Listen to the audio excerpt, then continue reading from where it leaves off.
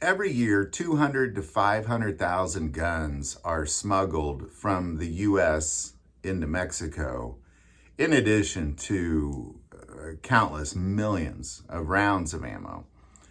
But in addition to that, a lot of guns are being smuggled from Mexico into the U.S., but a vast majority of the guns being smuggled across the Mexican border are going into Mexico. Now, when you hear numbers like 200 to 500,000 guns a year, it kind of really leaves you scratching your head saying, well, how's that even possible? Because what we have going on right now within the Supreme Court, within the Mexican government, within the United States government, is debates and arguments over who is really at fault for the fentanyl issue in the U.S., for the gun violence from the cartels in Mexico, and where are all these guns coming from? And ultimately, the Mexican government is pointing fingers at gun manufacturers like Smith & Wesson. The Supreme Court is pointing fingers at what they refer to as red flag stores, those stores selling massive straw purchases, knowing that they're probably going to Mexico. And nobody's really pointing the finger at the border or the cartels. And that's the problem, other than the United States government, who is saying that they're a terrorist organization, that the fentanyl issue is really their fault.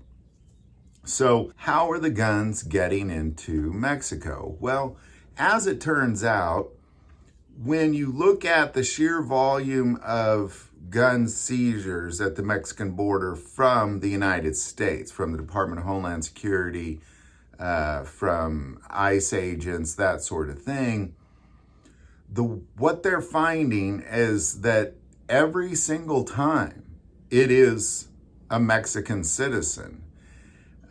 Give you an example. In January, one car, it was an SUV, was stopped at the Mexico border going from the United States into Mexico, and they noticed that the luggage rack on top was clearly tampered with. So upon x-raying that vehicle, what they found was there was something hidden in the roof of that vehicle, and it turned out it was 63 firearms, along with thousands of rounds of ammo, all just in the lining of the roof of one SUV.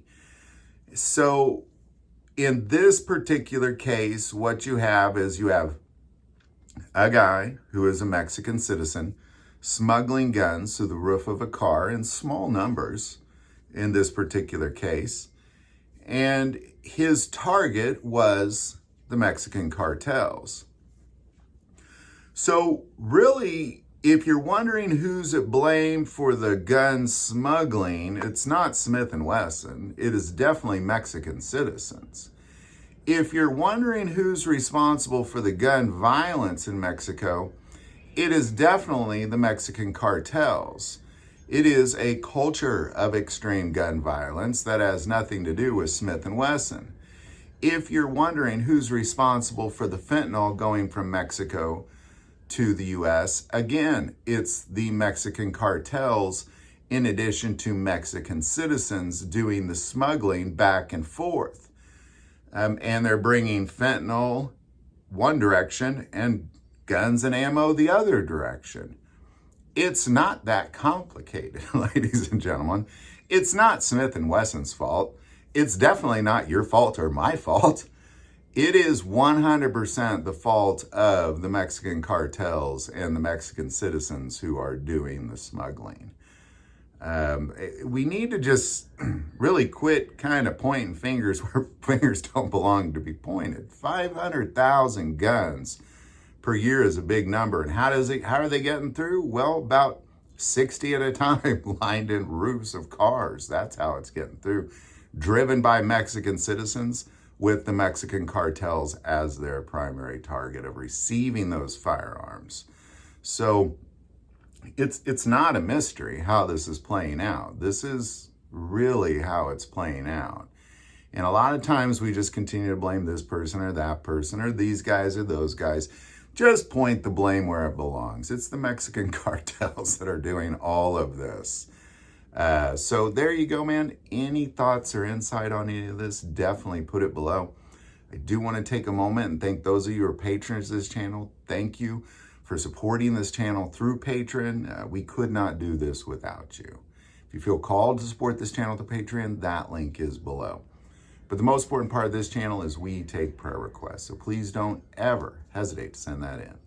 Thank you for watching this episode of God, Family, and Guns. And as always, love God, love your family, and love guns.